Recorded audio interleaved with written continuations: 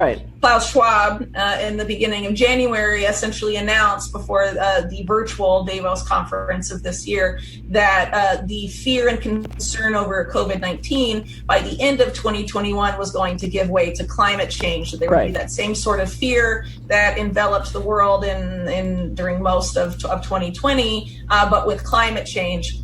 And obviously that fear and that crisis, however it manifests, and that these people apparently have advanced knowledge of, will be used for some purpose. And it seems to be a creation of a new financial system, because not long after Klaus Schwab said that, Larry Fink of BlackRock gave a very made some interesting statements in his annual letter that came out not that long afterwards. And it's quoted in the New York Times.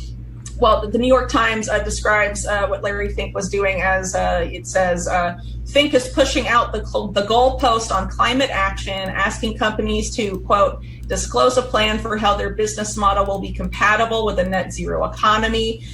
With nearly $9 trillion of investments, BlackRock has a lot of influence. Last year, the firm voted against 69 companies and against 64 directors for climate-related reasons, and it put 191 companies on watch.